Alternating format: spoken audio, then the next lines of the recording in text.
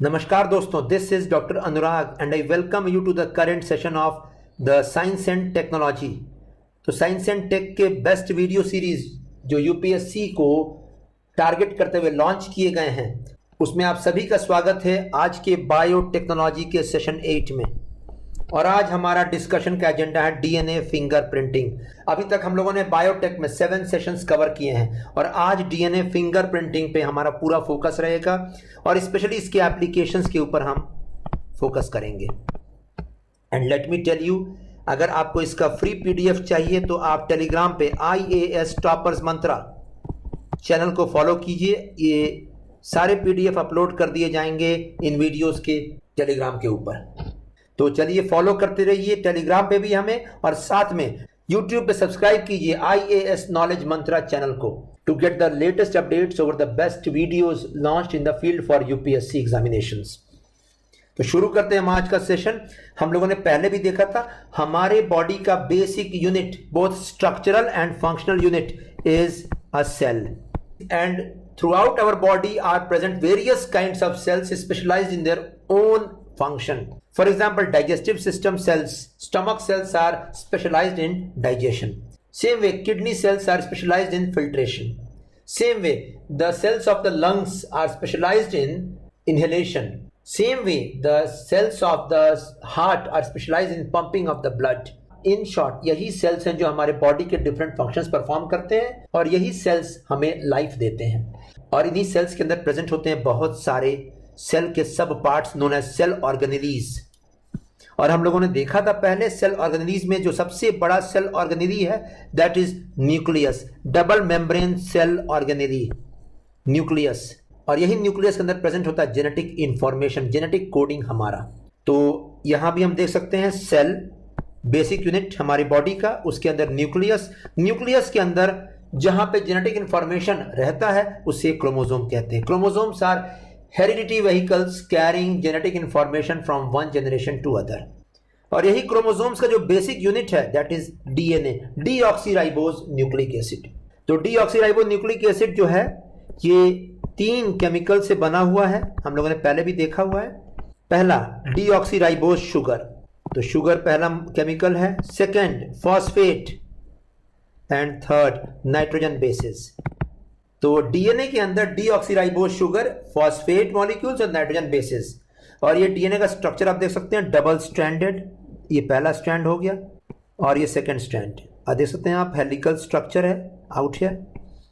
और यही स्ट्रैंड का जो बैकबोन है, ये this is the backbone, this is made by deoxyribose sugar and phosphate. और साथ में स्ट्रैंड में प्रेजेंट रहते हैं नाइट्रोजन बेसिस जो एक दूसरे के साथ पेयरिंग करते हैं। और ये नाइट्रोजन बेसिस 4 प्रकार के हैं, adenine, thiamine, cytosine and guanine.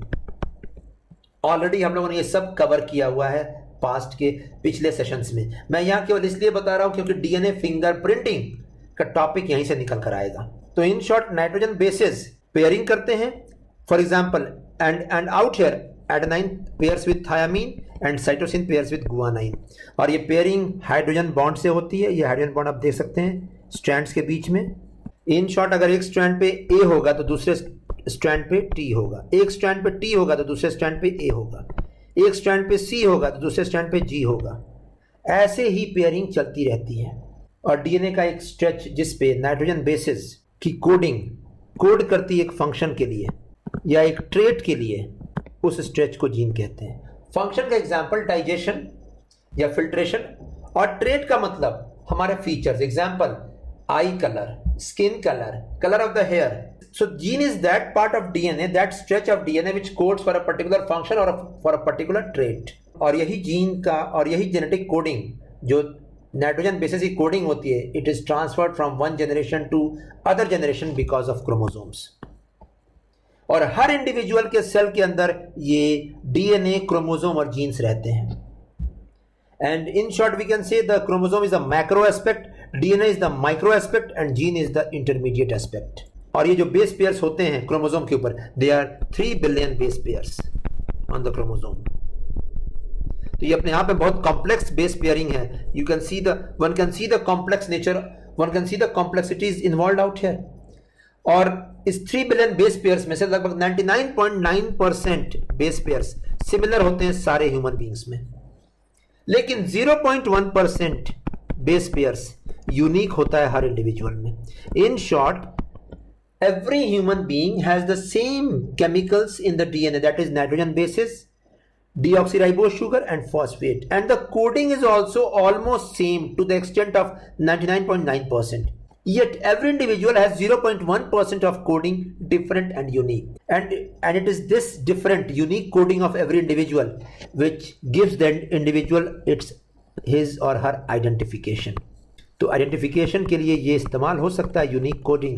It's the same as fingerprint, सबके अलग होते हैं, वैसा ही डीएनए फिंगरप्रिंटिंग नाम है इसका। लेकिन आइडेंटिफिकेशन के लिए हमें इंडिविजुअल का कंप्लीट प्रोफाइल तैयार करना पड़ेगा बेस पेयर्स का, और इसी प्रोफाइल को डीएनए प्रोफाइल कहते हैं। In short, DNA profile is the encrypted set of bases, encrypted that means coded set of DNA sequences showing an individual's DNA makeup, so DNA profile।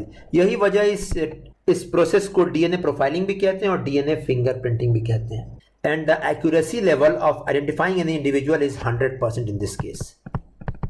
तो बहुत सारे countries ने आइडेंटिफिकेशन प्रोसीजर्स के लिए DNA fingerprinting या DNA profiling या gene mapping कहते हैं इसको, जीन मैपिंग को इनकॉर्पोरेट कर दिया है अपने यहाँ फॉरेंसिक्स में।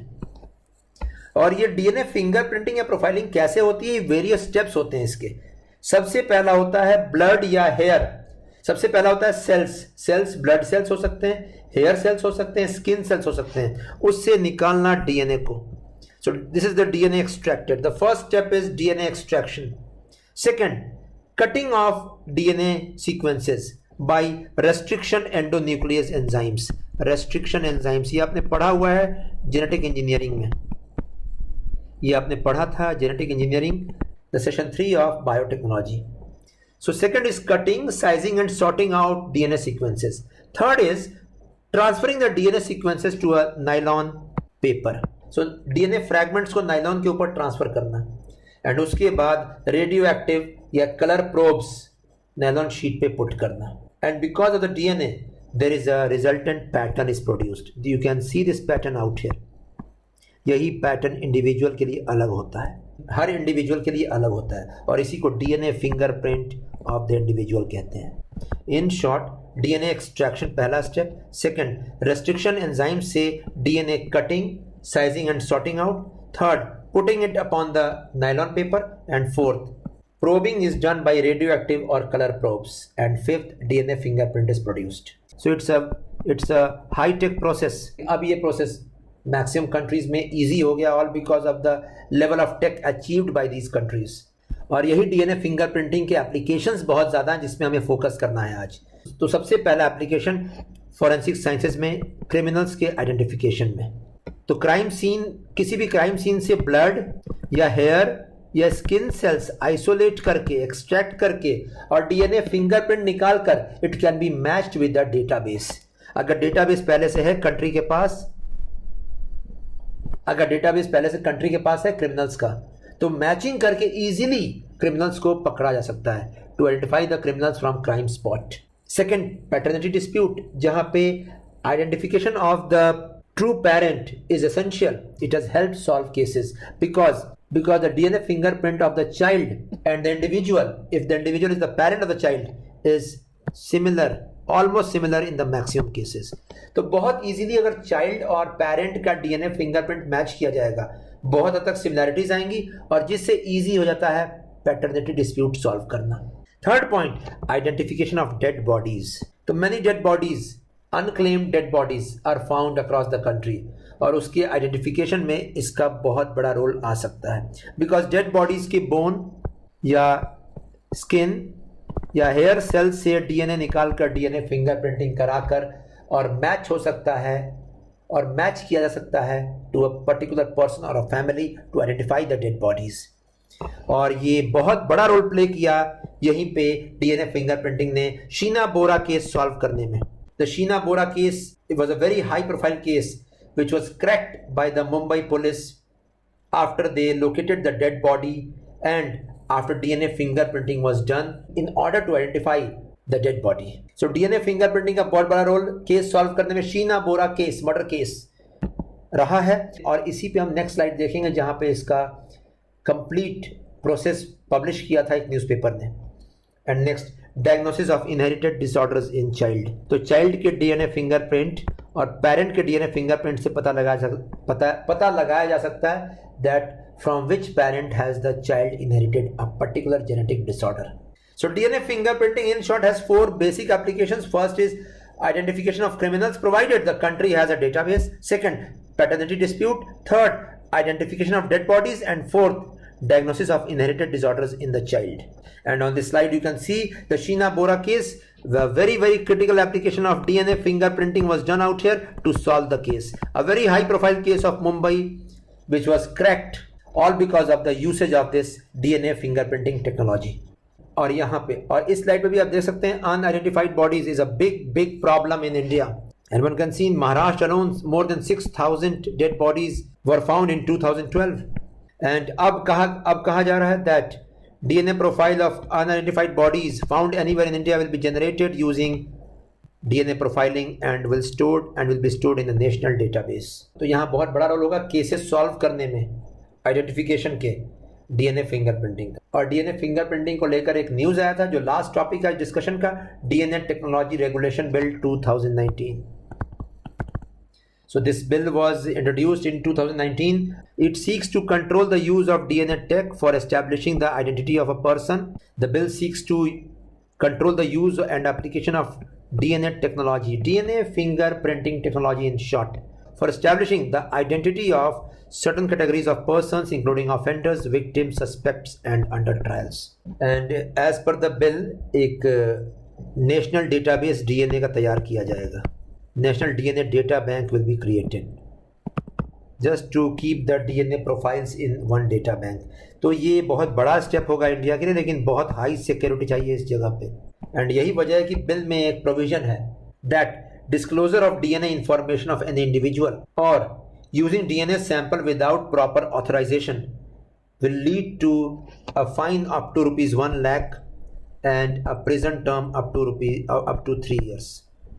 तो 1 लाख फाइन, जुर्माना और 3 साल की जेल होगी अगर डीएनए इंफॉर्मेशन, डीएनए प्रोफाइल किसी का डिस्क्लोज किया जाएगा बिना ऑथोराइजेशन के।